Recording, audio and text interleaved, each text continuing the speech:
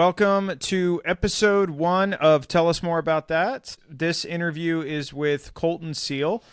We did this interview a few weeks back. It was an awesome conversation.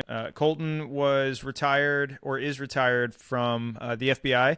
Spent over 20 years with the FBI, and he walks through that career kind of progress during our conversation. But he had a very colorful history and career in a good way with the Bureau. So he starting all the way up in Alaska and then traveling, joining the FBI fly team and going all over the world. So we got into some of those really cool experiences. The guy's done and seen so many things.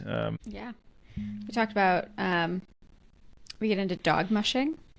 We get into... Yeah, we did talk about dog mushing. We get into like mindfulness and emotional regulation. So it spans a lot of very important things. Yeah, and Colton, I've talked to Colton a decent number of times prior to this interview, and he ends up opening up and briefly touching on a really, I mean, probably the most difficult thing anyone can deal with, from a personal experience that he had. Really appreciate the level of honesty and vulnerability that he had with us during the conversation. Colton's subject matter expertise and what he does now, and we'll have all this in the show notes. He focuses his efforts on investigative interviewing, training, evidence-based training for non-confrontational, rapport-based solutions to high-stakes conversations. So he gets into some personal examples and stories that he's had from his career, and then we also just kind of break down some of the ideology into what makes an effective interview, what makes interviews not so effective, and some of the anecdotal kind of archaic training that's been around for a very, very long time, that we're starting to see a change of scenery finally, which is great. But Colton's background, there's not a better person to talk to us about it. Enjoy the first episode with Colton Seale. We've got Mr. Colton Seale. Colton, you can hear us all right? Yep, all good. Yeah, so we packed into our little studio is in our office here in our apartment, and I insisted on using the massive brown recliner, which Jen has tried to get me to burn and throw in a dumpster on multiple occasions, but I knew it would find its place someday, and I think it has found it. It's perfect. It's the one piece of furniture that I'm like, it's not coming with. And it's made its way everywhere. It's made its way everywhere, yes. I've got a similar one over in the corner of my office. So, well, welcome to the podcast. Thank you so much for taking time. I know you're an insanely busy person, and we're going to hear a lot more about that, I'm sure, as we go through. Some of the projects that you've been working on here recently are really exciting. But we've done some work together in the past, and the amount and just wealth of information and experience that you have and life experience that you have is it really, I think, sets the stage for a pretty perfect first guest. So cool. Appreciate you taking the time to do this with us. Yeah, thank you guys. I'm excited. So since we've been doing this for a very long time, we wanted to kick this off. The whole concept of this really is we're going to talk about your subject matter expertise. We're going to explore a lot of stuff around investigative interviewing, high stakes conversations, law enforcement, lifestyle, everything that you can attribute your touch to. But we also want to tether in to every conversation the mental health aspect of life and of life through all of these different lenses. So trying to humanize everybody, because we are all people and we've all really deal with the same type of stuff internally. So learning from everyone's experiences is the goal of what we'd like to take away from this. So just kind of plant that little seed. That's important stuff and fantastic. Okay, cool. So to get that started on a serious note, we're going to ask you a question from a very important game that we pulled out of our living room, and it's what is the game?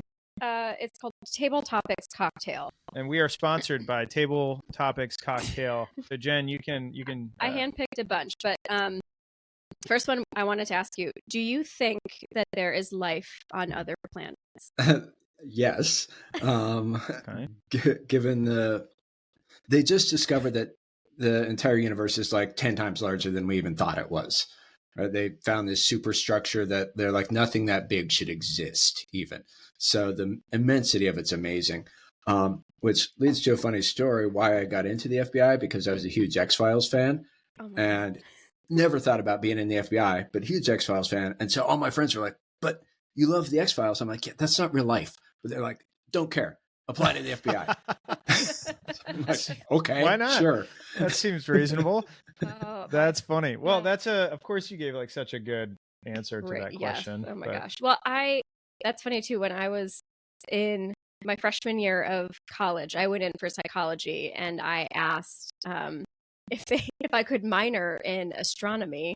And they said, they laughed at me and they said no. And I said, well, I'm just super interested in it. And anyway, I minored in philosophy. They're like, but, Google it. Yeah, just Google it. But it's crazy when you think about the multiverse and how it just keeps expanding. Yeah. Did you just drop a Marvel reference? I did. That's good. Cool.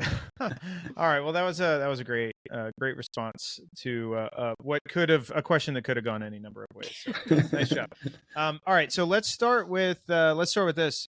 I know you. Jen doesn't even know you, so you can kind of introduce yourself as though you're talking to Jen, but for the millions of listeners that are out there as well, if you want to just give us a background on who you are, Mr. Colton Seale. Cool. Well, thanks. And Jen, great to meet you. Nice to meet you. I, as well, got a minor in philosophy, so well done on that. So, as I said, I accidentally fell into the FBI. I'm definitely the accidental FBI agent. That I had no intention of ever doing that. I was working on a PhD in sociology and had taken a break from that to go work for a company as an analyst. And next thing you know, I'm at Quantico. So spent 22 years as an FBI agent. It was an absolutely fantastic experience. Started by getting stationed in Anchorage, Alaska, my first go. So I had no idea what to expect from that, but got up there and realized, oh my God, it took like a week just to get up there. I'm like, where am I going and what have I got myself into? But turns out Alaska's the greatest place on the planet. I mean, you get to live somewhere where people spend their life savings to go on cruises and stuff, right? So that was fantastic. And the complexity and just variability of the work made it fantastic there. Ultimately, I became the white collar crime supervisor, and that was interesting and fun. Headed the crime scene team. From there, decided, all right, time for a change. So got lucky, got accepted onto a elite specialty international counterterrorism team for the FBI, and spent about 6 years overseas doing that stuff. And that was fantastic. And it's always fun when you don't die, right? So that's cool. helpful. I mean, we can have you on this podcast. So. And then from there, where you kind of know me from, ended up at the High Value Detainee Interrogation Group, which is a terrible name for a team that nobody will ever change for reasons I don't understand. But sounds cool. That's why. Yeah, I guess so. But HIG for short. And that's where kind of helped lead the push for just research, science-based interviewing techniques, and finished my career kind of doing that and all over the world with the HIG, talking to people and doing stuff. So that's the thumbnail of it. So law enforcement pretty much the whole way through. From the time I was 32 years old to then. So when I came into the Bureau at 32, before that, no idea that I would ever end up in law enforcement. Just loved aliens. Yeah, exactly. Right. And the second half of my career, definitely, obviously, still law enforcement, but a lot of focus on intelligence as well. And okay, interesting. Wow. Jen, did your head go when he said Alaska? Where'd it go to? True Detective. Yeah.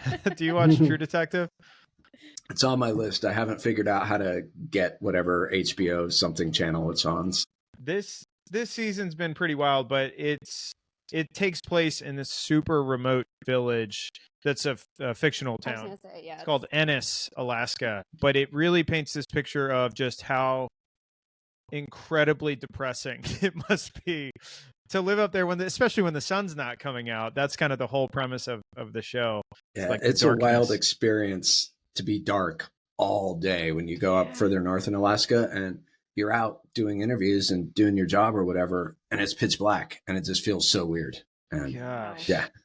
So you got assigned to Anchorage, Alaska. That was your first assignment right out of Quantico. Right out of Quantico. That's wild. Did you put in for that, or did you just say, send me wherever you want to take me? No, they actually let you rank 1 through 56, your preference for field offices. And they said, nobody's going to Anchorage, so don't even bother. And I was like, well, I want to be out west. So I just ranked it at the bottom of all the Western offices. And next thing you know, they're like, just kidding. You're going to Anchorage. I was like, okay. Well, you said it was one of the best places to live.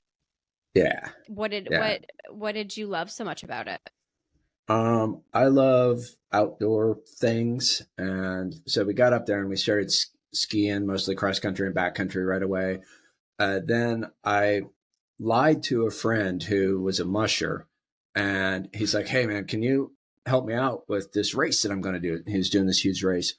And I'm like, oh, absolutely. My girlfriend knows everything about dogs and mushing. And so he's like, awesome, great. So I came home and told her that, and she was less than pleased that I now she figured it out. And by the time the race came around, she knew everything, and we handled for him, and he gave us a sled dog puppy as thank you. And next thing you know, we've got at different times 12 to 16 dogs and running sled dogs. So that made Alaska just fantastic, right? Getting to be out by yourself with the dogs. That's incredible. That's wild. There's so many things that even just from your brief introduction there that I know we're going to want to explore. But the Alaska piece I am super interested in. So you started after Quantico in Alaska, and then for people that are trying to get into like any type of that 1811, the special agent job, obviously the FBI is, everybody's always put that at the top of the list. If you've got somebody who's thinking about, okay, if I get in, how do they put themselves in a spot where they can get the opportunities to have some of the wild experience? Because arguably you had one of the most colorful experiences and tracks with the FBI that you can have. Like, do you think that was by chance, or were you kind of putting yourself in places to get those opportunities? I think both, but my goal in life is always to kind of learn new things, right? If there's something I don't know, I want to learn it, and I want to push myself and get better. So ended up being head of our crime scene team, right? When I came into the bureau, I didn't know anything about that. I also ended up on the hazmat team. I did kind of know about that stuff, but ended up on that. But those specialties, and then really trying on my own to figure out how do we better talk to other people, right? And do that, and just continually building what I was doing and trying to get better and trying to get better and trying to learn more, I think positioned me ultimately to be attractive to the teams I ended up on. Okay. Yeah, that makes sense. I love that idea of, first off, just recognizing where you're at on the totem pole, and I will do whatever the heck they want me to do, and I'm going to be a sponge of curiosity and learn everything that I can. You just touched on this, which is a pretty good segue, which I don't think we're ready to go to yet, but into the interviewing piece. So it sounds like this has always been your passion of like being just naturally adept to communication and effective ways to communicate. Yeah, but before I came into the bureau, I was doing economic analysis, but it involved going out and talking to people every day to gather the data that we were gathering. And I realized to my surprise that was fun, right? I got to go meet all these strange people and do this cool stuff. And so that's what attracted me to the FBI, was knowing that I get to do that. But then once I went through Quantico and went through some of the other interview interrogation trainings that were prevalent at the time, I got worse at it, right? Everything that I was taught made me worse at it. And I was like, what is happening here? I can't talk to people anymore. So that really led me on kind of this very vocal quest to figure out what is wrong about what we're being taught, and why is it wrong, and what does right look like, right? I intuitively feel it, but I can't put labels on it. I don't know what I'm doing. So I really wanted to figure that out, because talking to people was the best part of the job. Yeah, especially when they talk back. Exactly. Yeah, that's such a good observation. When we were talking, I know this, we're gonna parking lot the interviewing thing for a second, but Cool. moving to Alaska, and you had mentioned you moved there with your girlfriend. Yep. It gave me peace of mind because I moved Jen out of Chicago down to Wilmington, which is like a beach town, and it was still like pulling teeth, it felt like, to convince her. Yeah. But we weren't married yet, Yeah. and there's so many. We're still not married. We are engaged though. We got there. Right. There's so many challenges I feel like that come with when you're not by yourself, right? And you have other people that you need to think about, especially in that type of gig, like within law enforcement or in the military. I'd imagine it's very similar, where you have to prioritize the job, knowing that you also equally have to prioritize yourself, but also this other person that's in your life, their career. So I would be interested to hear, like, you guys got into the mushing as a hobby, it sounds like, which is wild. But how was that received, like, by your girlfriend at the time, if you don't mind me asking? Like, how did she warm up to the idea of doing this for you? That's a really good question. She actually wrote a book about that. Oh God! Are you writing a book as well, Jen? Not yet. Okay. I published it after she died, but she wrote it. Oh wow! It's called "And Then There Were Dogs," which was about basically that. Her arriving in Alaska. I'd rented a small shack because I thought it would be a cool Alaska thing to do, to live in this falling down shack. Terrible idea, turns out. And at the time she was working remotely, so stuck in the shack while I'm off doing fun stuff. Right. So the first bit of it was really hard for her because she's like, what have I done? What am I going to do? And then there were dogs. And I realized what I was doing wrong, essentially, was I was so excited about this job that I was 20 hours a day into it.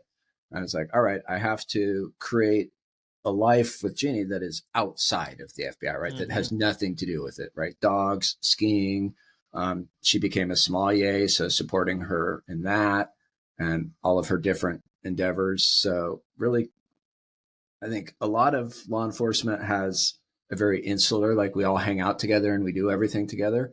That's cool in a lot of ways, but it's also unhealthy in a lot of ways because you don't have a life outside of that. And I think that was the important thing, was just creating a separate existence that was doing Alaska stuff. And then later other things when we moved. Yeah. I have a very warped view of Alaska from this show, but were there opportunities for maybe through the mushing or through some other avenue for you guys to meet other people? Did you live near other people? Was it in a little town? Yeah, we lived north of Anchorage in a little town, but through mushing, we met a lot of really cool people. That was great. And she became got on the board of the local mushing club. So she knew like all the famous mushers and everything. That was cool. And she was one of the, I guess, top experts in the country on recycling. And so she got super involved in that in Anchorage and starting these huge recycling programs. So we met all these people through that would have no contact with the FBI and no interest in it, right? So we got to create this group. Yeah, right. Occasionally there were those times where you're just like, oh God, I know. Yeah. Oh, no, this is awkward. But it was cool that she created that kind of universe for us and I could move back and forth between the two. That's awesome. Yeah, that's really cool. And I know we've talked about this before outside of this conversation, but I'm sorry to hear about your wife and her passing. And the story of that could be its own, and maybe will be its own podcast. The way that you talk about how it kind of the dogs, it sounds like, changed her life, and it changed both of your lives collectively. And then the whole story of how you finished the book, it's just the whole thing's amazing. So maybe that'll be a follow-up conversation, but awesome. Thanks for broaching that here. All right. So there's so many things that I wanted to cover, so we can keep on moving. So another interesting transition, which there's probably no logic to it on the surface, but you were doing white collar crime in Anchorage, and then they were like, let's put you on a terrorist response team. That seems to make a lot of sense. So how was that transition in that stage of your career? Fortunately, in Anchorage, I did end up heading the white collar and public corruption squad, but in my time there, I got to work like every crime you can imagine, homicides, kidnappings, murder for hire, bank robberies, whatever, as well as all the white collar. And I also worked in the villages a lot. So kind of like the TV show. So I was out in remote Alaska. And so when I applied to the flight team, they're like, well, you've never been to Afghanistan or whatever. I'm like, I've been to remote Alaska by myself. Right. So I can handle it. I'm confident. Right. There was a learning curve going from knowing everything about Alaska to knowing everything about every terrorist organization in the world. So that was a pretty steep learning curve. I'd imagine there's some differences there. Yeah. Yeah. But snow, sand, Yeah, exactly. That's wild. It was fun, and getting onto the flight team then was 6 months of pretty rigorous survival training and shooting and everything else that you can think of that you'd need to be good at going to remote parts of the world, usually by yourself again. So yeah, that was a fantastic experience too. Wow. So when you say the fly team, can you kind of elaborate, like Fly Team 101? What exactly is the FBI fly team? Yeah, sorry about that. It's about 20 agents and analysts that are kind of hand selected to be able to survive in those kind of places. And the original design of the team was that it would be a fly team, right? A fast response team. So something blows up somewhere in the world that we care about, and the fly team has the skills and the ability to get there immediately and kind of contain the situation and start investigation and all that. And that was cool, except we realized it didn't work very well because you're always behind the curve. So what we ended up doing was saying, okay, what are the hot spots in the world that are kind of between the spaces of FBI cases and between the military, right? We didn't want to be on top of the military. So we found those places where we would forward deploy in ones or twos and make connections with the local intelligence, law enforcement, et cetera, and support investigations and collect intelligence and evidence when necessary. But now we were there, we had those connections. So when something would explode, we're already there, right? And we have the ability to actually do something about it, which was cool. So like one of my deployments was to Nigeria and northern Nigeria, where Boko Haram still are actually killing loads of people and blowing stuff up. But it was to make those connections so the U.S. government could actually understand what Boko Haram was about, what they were doing, and how we should address that. Jeez, what a unique mission! That's crazy. How big is the fly team? Like, is that I'd imagine that is an incredibly difficult assignment to land with the FBI. Yeah, it definitely is. And it's continued to get more and more rigorous to get onto the team. So it's definitely, I'd say, fair enough to call it an elite team. But usually about probably 20 agents and a handful of analysts. Oh my God. Yeah. Wow. That's incredibly small. It's smaller than I was imagining. That's wild craziness. Well, okay. So you're on the fly team. Yeah. So you're on the fly team, and there's more questions that we'll probably get to that I'll ask afterwards. But all of these things, what I'm imagining, if I tried to put myself in your shoes here, I did the world's smallest stint with federal law enforcement, and I got out of it just because a big part of the reason was it was so stressful. And it was stress that I wasn't really able to compartmentalize. And I was doing the family sexual violence cases, and I only did this for less than 2 years. And I just wasn't able to, I felt like, effectively prioritize like my personal life and my work life and envision the future and see anything other than stress. So people who are in your position and similar to it that are able to have these just objectively insane jobs, like you're doing stuff that people only see in movies and on TV shows, and most of that the actual stuff you're doing, you can't even actually probably tell us in detail what it was, but it's all really cool, secret squirrel, like wild things. So I can imagine excuse me, over time this takes a toll. Like, this has got to be something where, just from a mental health perspective, this starts to show up. I would imagine for just about everybody. Did you experience like bits of this as your career progressed? It's definitely stressful, that's for sure. And when you're doing it, like I said, sometimes days would be 20-hour days, back to back to back, and you're just exhausted and it's stressful. That said, sometimes it has to be that way, but when it's not that way, you have to recognize that I can back off. I can take my foot off the accelerator, right? It will be okay, right? Sometimes I have to have it on, but I don't always have to have it on, and consciously making that shift. Okay, I can relax, right? I can step back. And with the dogs, it was also very consciously saying, okay, I might be getting home at 6 or 7 at night, but I'm going to load up the dogs and jump in the truck with my wife, and we're going to go over to the trails and run dogs, right? I'm not going to come home and say, I'm tired, I'm this or that. It's making that conscious decision that this is important, so I'm going to do it. And it was always worth it, right? So the problem is that once you get into law enforcement, you get into that, you forget to take your foot off the gas, right? You're always in red.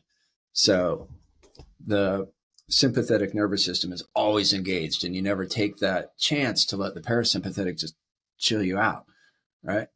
So, which is why when law enforcement officers retire, their life expectancy after retirement is 5 years, right? That's 12 years less than the general population. Right? That's ridiculous, but it's because your body is just always overtaxed. So that consciously saying, I've got to turn off, and being willing to do that, I think is incredibly important and something you have to practice and learn how to do. Yeah. When and how did you learn how to do that? Is that something you knew going into it? Is it something you had to kind of step back and look at? I think I had to step back. And I think when I realized, when I first started, and I was all of a sudden realized, oh my God, this is the coolest job anybody could ever have. I want to do this job 24 hours a day, and I'm going to. And then I realized, okay, this is having an effect on me, but more importantly, it's having an effect on my girlfriend, right? And she has moved up here with me, and I'm causing her life to be worse because of what I'm doing. So I realized that as much as I want to do this all the time, as much as I want to bring work home and stay focused on it all the time, I can't, because that's not going to work out for either of us. So I think it was stepping back, reflecting, realizing the impact it was having on me and on her, saying, okay, how do we do this different? And yeah, the amount of self-awareness that takes, and just emotional intelligence that so many people, myself included, struggle with on so many different levels. But I feel like what you touched on, the life expectancy within law enforcement, but it's also law enforcement and public service in general deal with very high rates of divorce and broken families. And a lot of that does stem from the same foundational issue of just ignoring themselves. And that has manifestations in every area and relationship in their lives. So kudos to you for recognizing that and leaning into your partner and making it work. Yeah, I'm sure that was difficult. And she definitely supported me equally in allowing me to do some of the things that I did. So it was definitely, once we figured it out, it was a good partnership. Yeah. Do you think that the support, so you learned this, and you learned this because you had an incredible person to kind of take this journey with you and grow with you and figure this stuff out. Do you think that there was any intentional awareness or education or support that was provided to you in like during this journey within federal law enforcement? Like, did you get exposure to saying this shit's going to be hard, this is going to be taxing, and you need to make sure you invest in yourself to get through this? Like, was there any of that you can recall? At the beginning, definitely not like intentionally from the FBI or anybody like, we're going to help you with this. I think we had the employee, this EAP, whatever that is, employee assistance program or something. But I wouldn't even had known how to contact it if I wanted to, right? But there were older agents who pulled me aside. And it's funny, I was thinking about them. I'm like, yeah, they were older, but they're younger than I am now. So I guess they weren't as old as they seemed. It's all But relative. Yeah. but they would pull me aside and say, Colton, you've got to slow down, right? It's a marathon, not a sprint. And I was like, okay, great. Thanks for that. I'm going to continue sprinting for a while. But joining the fly team, man, I got to sprint. Yeah. But it was helpful advice. And that's where most of that came from, was guys who were, they're like, you don't want to end up like me. I'm burned out. I'm exhausted. And I'm at the end of my career and I don't like it anymore. And I did receive that message, right? It wasn't the one that I really wanted to hear, because I was like, hey, Yeah. But at the same time, I think it resonated, because at some point I was like, okay, part of me has to slow down. The FBI part doesn't have to, but Colton has to slow down. That makes sense. Yeah. God. Yeah. I like that too. And that's probably relevant to anybody in any role. Obviously there's varying levels of severity with that, but I mean, Jen, even with like the type of Jen works in a public school, and every time she comes home, the stories and the stress and everyone just thinking that like the four walls of that elementary school are life. Remembering like, okay, nope, this is just a job. Like, this is something that I can remove myself and I can take care of myself and prioritize that. That's relevant and good for anybody. It's hard, and it's especially for you. I mean, if you're going 20 hours of the day, this is such a huge part of your identity and sort of how you view yourself and your value. How, I mean, even taking, like you said, the awareness to look inward and say, I can separate these two things and still do them both really well. I struggle with that, and my job is, my jobs aren't nearly as high intensity as yours. But same question for you, Tony, that you had asked him, was when you were in any of your law enforcement jobs, did anyone tell you to slow down? Or no, that's actually why I asked. I felt like I never had any like conversation, and I was 24 when I started, and with the federal law enforcement, but even like local, I never had any conversations or direction in any of the academy or any of the trainings other than what felt like a check in a box. And it came across through the lens of like, we just are saying this because we got to say it type thing, but you guys are fast paced, you're high speed. And I never felt like that was a legitimate thing that I should be doing. I felt like if I had to do that, then there was a problem. So it's like not as much proactive intentionality behind like taking care of myself or law enforcement in general, military, taking care of yourself because you don't want to get there. It tends to be much more reactionary, where they're going after the problems already like reaching near critical mass. So that's why I was interested, like kind of how you got there on your own.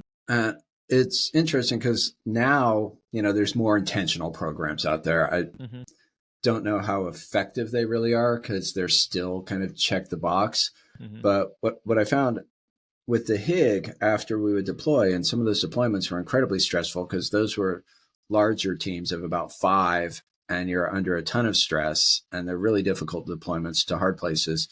But when we'd come back, we do an after action, basically, which was the team and some other people sit down and talk through everything that worked well, that didn't work, interpersonal conflicts, whatever, but talk about it as a team and figure it out.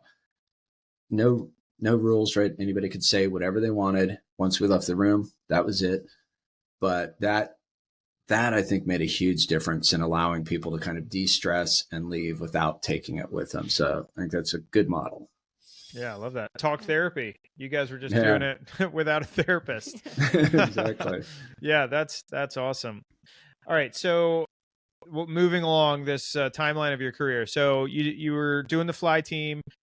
You came back, and I feel like along the way, I would guess that along the way, are you picking up on this same problem of the way that we are communicating and our objective of collecting this very difficult information in some of these unique scenarios? What I was taught is not as effective as what I am seeing does work. Like, is this kind of an evolutionary concept that you developed as your career went on? Yeah, definitely. I was, obviously seeing things that weren't working and was starting to just completely change how I was doing it to what felt good and was working, but still sometimes it wouldn't work and I didn't know why.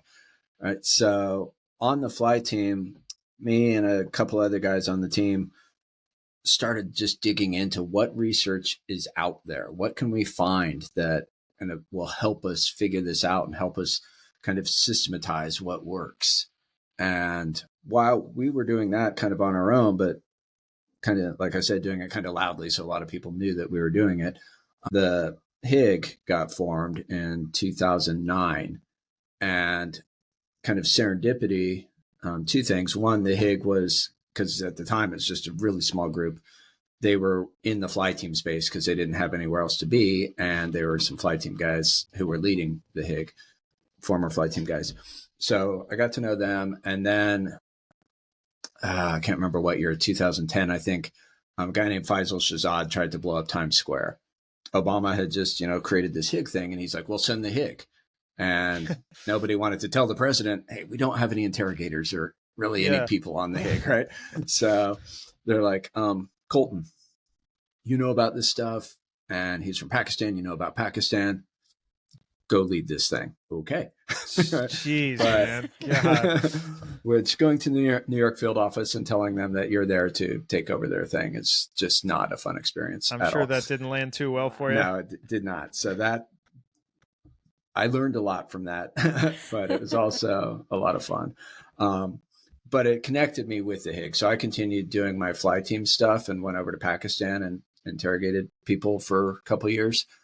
But I was connected with the HIG at that point. So now I was able to not just be kind of searching in the dark for what worked, but actually connected with the psychologists there who were leading the research and taking what they were figuring out and putting it into practice in my current job over in Pakistan, talking to terrorists over there.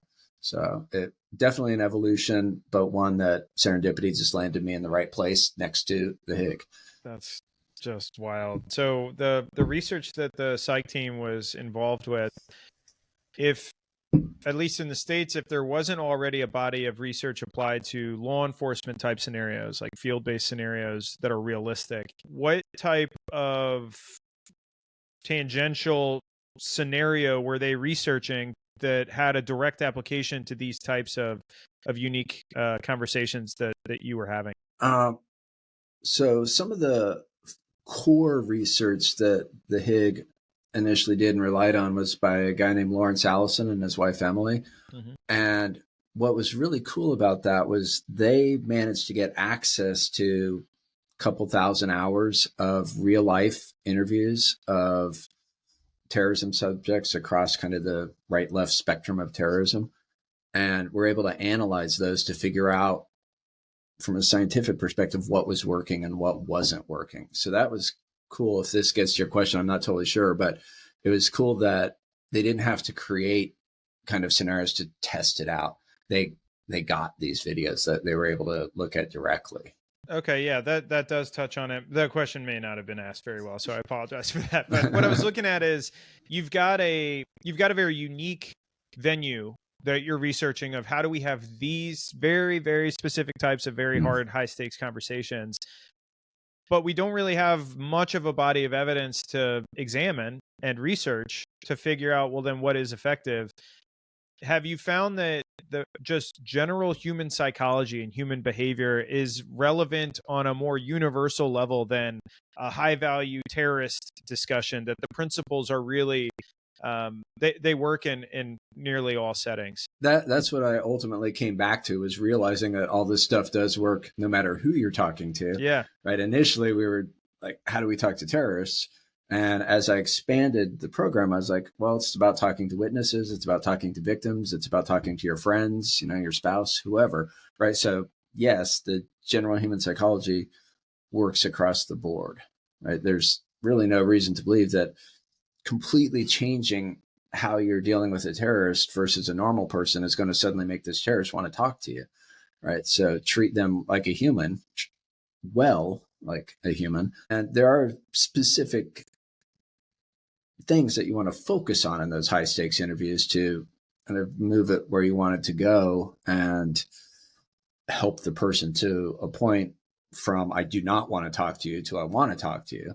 Right. So if just you and I are chatting, right, there's no reason that for me to believe you don't want to talk to me. If I walk in talking to some Pakistani guy, I've got a pretty substantial reason to believe he doesn't want to talk to me. Yeah. Right? So there are things you have to do different, but it is the general human psychology that works. What have you found to be kind of the keys that work the best with just like breaking down that initial resistance and that those barriers with some of those scenarios that you just introduced of like you walk in and clearly this person does not want to engage with you? What have you found is the most effective? I think what we were traditionally taught, right, is basically confronting them with evidence and that we know what they've done and all that kind of stuff. Generally, that's going to create more resistance, right? Because what I'm doing is judging them as a human. And so from the research and from what I figured out was working is just go in and treat them as a human, right? And be interested in them, right? So let whatever event took place, whatever they did, whatever happened, be basically the background, and let that person you're talking to be the foreground, and engage with them and be curious about who they are, right? So say they've murdered somebody, right? If I go in and focus on that, from their perspective, I'm seeing them as just a murderer, not a person, right? But if I go in and I'm curious about their life and the different events that have shaped who they are and the context that they've kind of existed in, because all those things came together basically to put them in a point where they killed whoever they killed. Nobody just is like, I'm going to be a murderer, right? There's a whole series of life events that lead you to do that. Yeah. Right? And if I'm curious about that and the backstory and the background, is what I found that got people to say, okay, I'll talk to you now about what I did.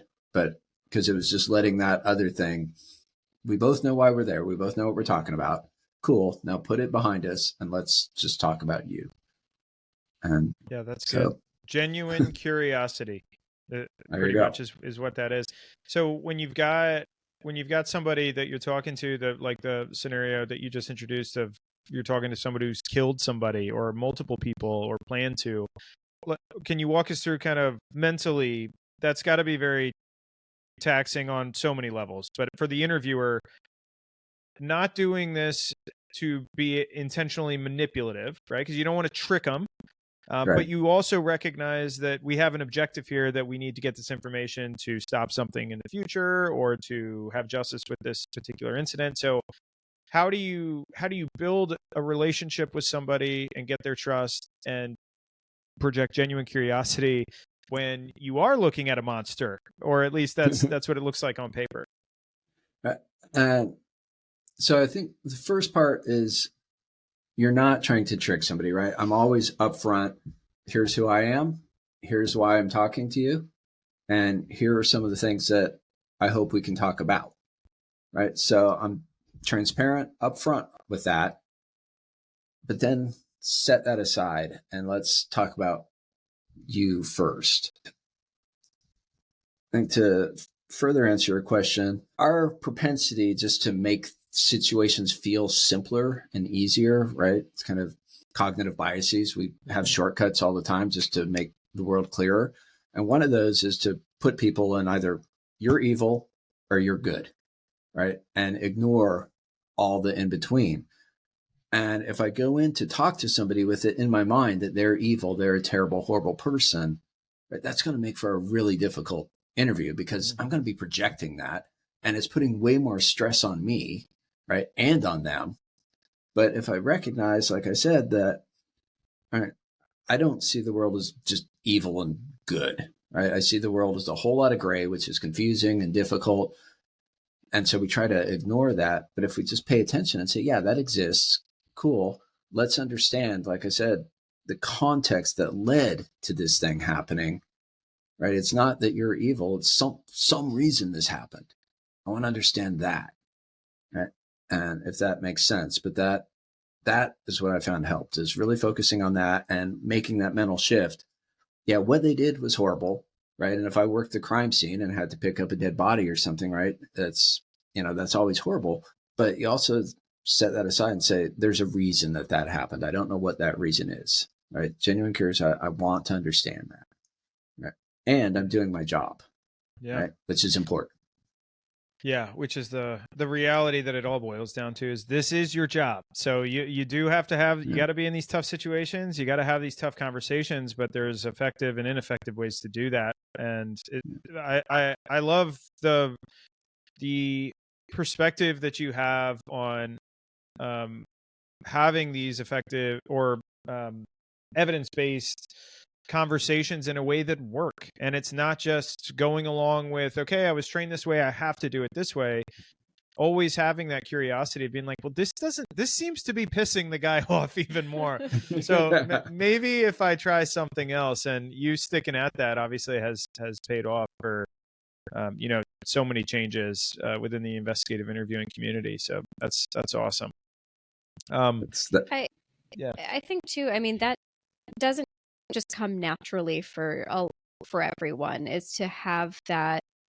It's not a fight, but it's to say, like, I've been trained this way, but the product is showing me something different. And you had this like inquisitive mind to say, like, what else could there be? There's got to be a better way to do this, rather than just pushing forward because that's what you've been tasked to do. So I think maybe it's your psych background, but coming into it with, like, you had a disposition that said there's got to be something else out there. And maybe a slightly different personality, I guess. I probably do have a type A personality, right? I like to win. As an athlete, I like winning. Yeah. But I think, able to make that shift at work, I guess, that this isn't about winning. Whereas I think a lot of law enforcement go into an interview feeling that I'm going to break this person and I'm going to win. And I think having a different approach to talking to people kind of helped me accept the science-based stuff a lot more easily, because I was like, I just want to find out what happened and why, right? It's not about me. It's not about winning. It's about what happened. So why I can't say, right? It's just however I was wired. You just you tripped a nerve for me, because you said something that is near and dear for me as well, of treating the job in law enforcement like it's us versus them, and it's good guy versus bad guy, and I got to win, I got to beat them, I got to use all the techniques, tips, and tricks that I can do to get them to give me what I want or need to hear.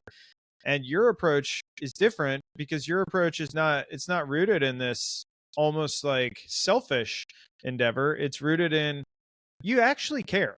Like, you actually genuinely want to learn. And I do feel and believe that most in the law enforcement community share that sentiment. But a lot of the traditional training is not rooted in that approach. It is rooted in pitting one versus the other. And obviously it's produced some results that are not as effective as they are if you go about it in this genuine, humane, relational type of approach. Yeah, it's interesting. I think when people just have a mind shift when they go into what they consider an interrogation, they set aside their normal personality. Like most FBI agents, most cops are really personable people because they genuinely care about their communities and everything else. And then all of a sudden they're like, oh, now I have to go interrogate this guy, so I've got to be this. Yeah. And it's like, no, you don't. Bring that person in this room with you, and you're going to have a much better result. And you're not going to get, a false confession or the other problems, right? Yeah. So, or just bad intelligence. Yeah. It's so funny. Or just a bad just a bad reputation, right? Like, what the general public sees of law enforcement for the most part is that persona. It's this badass, like dogmatic, like gotta get what I'm seeking after, and I'll get it by any means necessary. The reality, though, is that is not how most cops are. Most law enforcement they're in it for the right reasons. They are genuinely good, charismatic, sociable individuals, but the way it's put out there is I feel like the opposite. So your approach, and the approach that I feel like is really catching a lot of momentum now, fortunately, at least in the States, is let's just tap into what makes us good at our job in the first place, and that's just being people. That's being relational, right. And being good at warming up to people and getting them to warm up to us. And being able within that you'll have to have difficult conversations with people, right? It's never easy talking to someone why they blew up this marketplace or why they killed this girl or whatever, right? You're still having difficult conversations.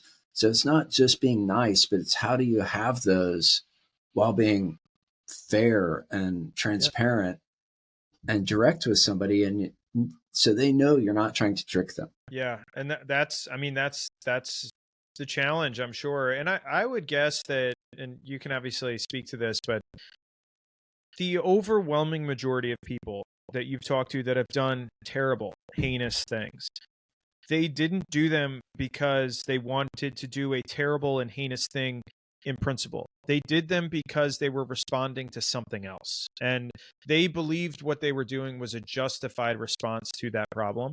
So you asking them and you genuinely wanting to learn what provoked, what was the motivator that put us here, I'm sure that creates a lot of runway to have an honest conversation. And it's exactly as you said, to them in that moment, that response, that action made sense. Mm-hmm. Right? It might not make sense to them now, later, and it probably doesn't make sense to me, but understanding what about it did make sense to them in that moment and why, which ties into taking the time to listen to them, right? What do they value? What do they care about? What do they believe? And digging into that before pushing on why did you kill her? Yeah, that's good. Well, I have one more question. Did you have anything else? No, it's just funny. I'm thinking about like second graders that I work with that make big rash decisions and like throw a chair through a window or something. And that's a strong second grader. Yes. But the sentiment is almost the same, as we have the same sort of follow-up conversations like that the structure, the transparency, the if this then that. I mean, it's all there. And whether it's a terrorist or a strong second grader, there's always reasoning, whether they are aware of it at the time or not, but you're having those conversations of reflection and history. Yep. And you're getting information all the same. It's interesting. And it's funny, like the feeling of autonomy within a situation, right? That you have some sense of control is really important dealing with bad guys. But a lot of the original research that was done on that was with like second graders, and how even at that age, that need for a sense of agency or autonomy is so important. So you bring that into the conversation as well. So works with second graders too. It's that when I feel like anytime I talk about this with anybody, it feels so simple. Like, and I know it's not, and I can't even imagine having the conversations that you've had with some of the people that you've talked to. But the fundamental aspect of just learning, why did somebody do what they did? There's always a reason. There's always a trigger. There's a motivator behind the final outcome. And whether it's a husband who cheats on his wife, if it's a member of leadership in a company who's stealing from the organization, if it's someone who is going to blow up the World Trade Center, talking to them about what they did or were going to do is not going to be effective. Clearly, that's going to make them scared, shut down, shameful, whatever else. But learning from a genuine perspective and asking why, how did we get here? And giving them the runway to actually talk about that. I mean, it's so incredibly powerful.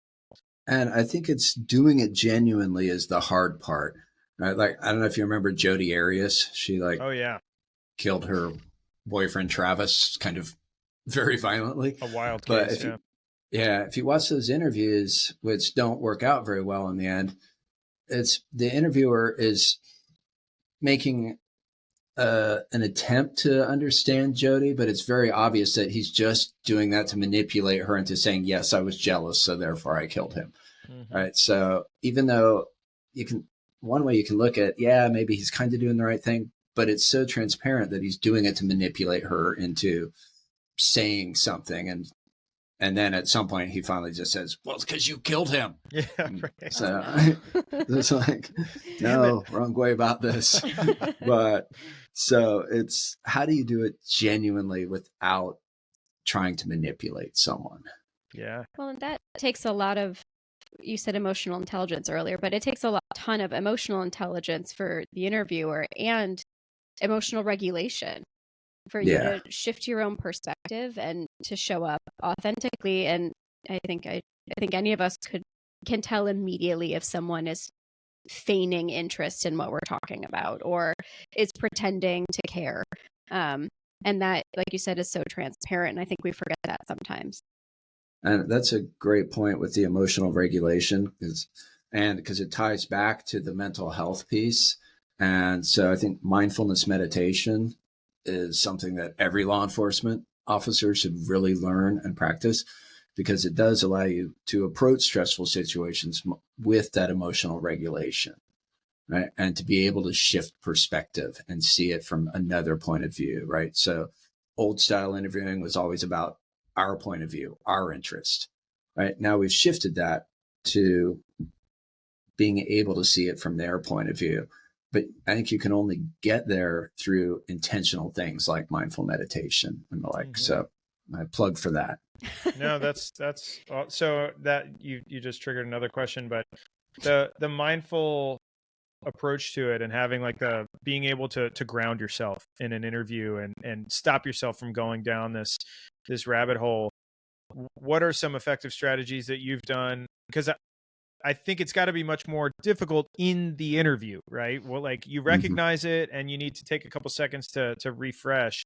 What are some things you've done that have been effective to help you with that? Beyond the mindfulness, with the fly team and the HIG. So the fly team, I was doing a lot of interrogations as well, but with a ton of them. But with the HIG, we'd also do this. We'd practice beforehand, right? So if I just sit back and envision how I'm going to respond when somebody says something to me, I'm doing that in the comfort of my office, right? So I don't have that feeling of intensity. How am I really going to respond?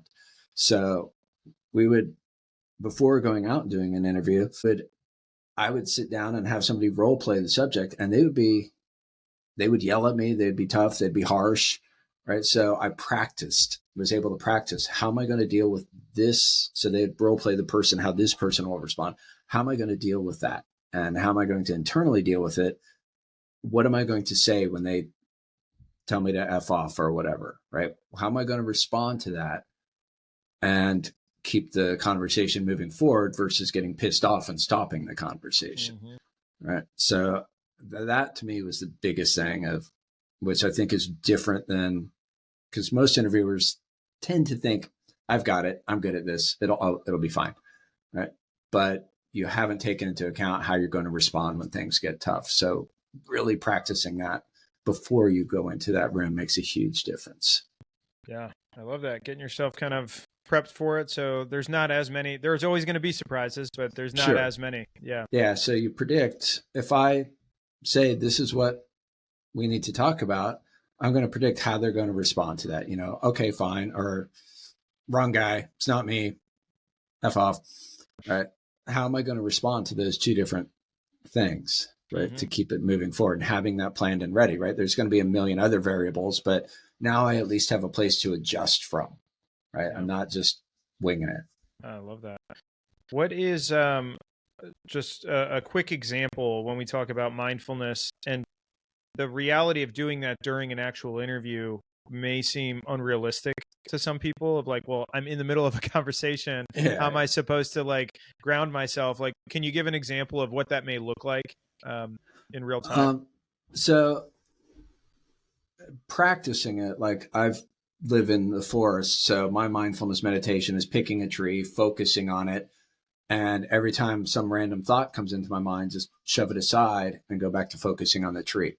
Right. So then when I'm in an interview, I've already practiced that. So when somebody says something and that angry thought comes into my mind, like I had one guy tell me once, well, I killed her because it was fun and I felt like it. And, my first response is, do you mean it was fun? Right? What is wrong with you? You're a monster. Right. So that thought comes into my mind. I'm like, okay, that's not going to be a helpful response. So cool. That came up, let it go. Next. Exactly. Right. And when you train yourself, I guess then your subconscious is generating that right response, right? Your system too is coming up with, or your system one, sorry, is coming up with that response, and just clear the space for the right response to come up and trust that that is going to happen. So when you're in that moment, you're not like, oh my God, I have no idea what to say.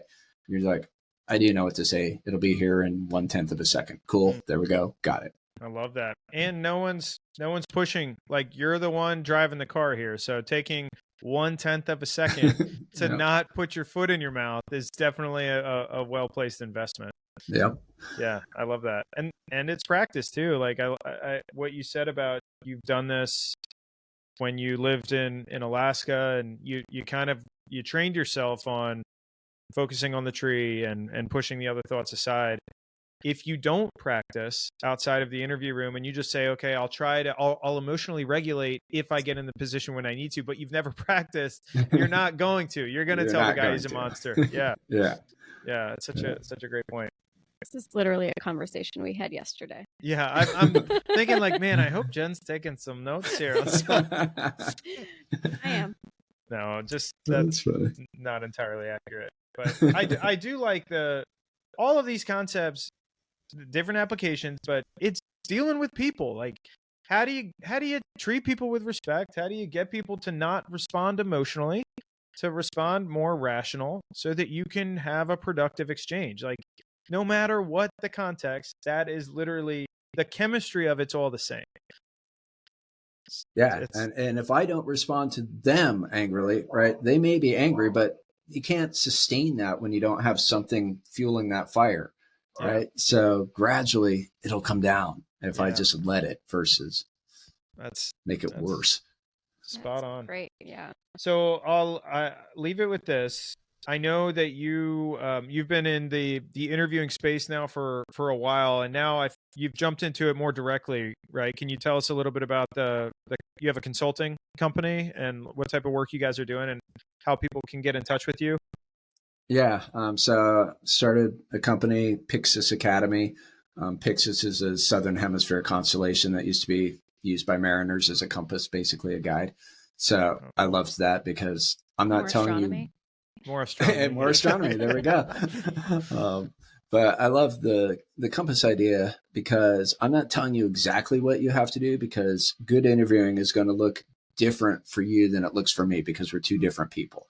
Right? I'm just helping you find you to the place that works best for you within the confines of the science. So Pyxis Academy, www.pyxisacademy.com, all that. We'll plug that too. We'll drop it. Cool. So I am doing a lot of work in the interviewing area still. Actually going down to the Hig next week to run a class down there on memory and interviewing and how those two things kind of interplay and how we can help people remember things better and the like. That's awesome. But within interviewing, I've still a lot of subject interviewing, but really focusing as well on victim and witness interviews, because I think that space has been kind of forgotten about. We're just like, yeah, just go talk to them and get the information you need. Mm-hmm. Right. But again, they're humans. Everybody has some reason they might not want to talk to us or they're going to be embarrassed about. So you need to approach them carefully, even though we see them sometimes as just sources of information. And then I'm also doing a really cool thing from my perspective anyway. I was asked, I can't really say by who or what the purpose is, but to look at how we're training intelligence analysis. Does it rhyme with Schmo Schmeiden? It's close. But it's interesting that the people who have asked me have been intricately involved in intelligence analysis for the last several decades. And they're like, we're not doing this right. And we need you to help us develop a whole new program to do analysis better. And I was like, okay, why me? Wild. I don't know. But I'm still a little curious about that. I'm like, you guys do realize I was an FBI agent, right? But it's been a wild, awesome ride for the last couple months, really looking at that side of it as well. Because to me, the interviewing and interrogation and the intelligence side, they're hand in hand, because a lot of people we're interviewing feeds into that intelligence. Mm-hmm. So now how do we do both sides better? It's kind of been cool to me to get to add that in and do something really unique and different. That's amazing. Yeah. Yeah, and that'll have a huge footprint. I'm sure that's going to touch tons of people in the Intel community. Is that blending right into their training, like their official training model? Ultimately, that's one of the hopes. Yeah. That's awesome, man. Well, congrats on being tapped to do that type of projects. That's exciting. Yeah. Very cool. Well, I think that's all the. I mean, we could ask many more questions, but I think cool. I will say one thing just to wrap it up. We've been talking a lot about law enforcement and all that, but all of this relates to not only talking to each other and everything, but like corporations, right? If you want to have an effective, productive corporate culture, that is all founded upon how we talk to each other. Mm-hmm. Right. And so I think it's really important in that realm as well. So I'm working on expanding it into that also, because I think it's super important. Yeah, that's such a good point. I think there's been an appetite for training people in private sector on how to have more effective conversations. I do think the objective for like what would be defined as an effective conversation was still pretty siloed to like more accusatory type conversations of getting them to give information so that you could make an employment decision to separate them. In reality, right. there's a lot more going on with conversations and communication within the corporate realm. So all of those techniques, I'm sure, direct application. Totally. That's awesome. Cool. So one-stop shop then for Colton Seale. Very cool. Yeah, good to know. All right, man. Well, we really, really appreciate it. We may do a round 2 and just talk about your dog mushing and your astronomy prowess. But yeah, this has been awesome. So appreciate the time, and we will catch up soon. Cool. Thank you, guys. Appreciate it. Thanks for joining us on another episode of Tell Us More About That. Don't forget to subscribe on whatever platform it is that you're listening to us on, and also leave us a rating and review. If you have any topics you would like us to consider, if you have any feedback or commentary, only if it's positive, please visit www.tellusmoreaboutthat.com. Thanks again for joining in, and we will see you next time. See ya.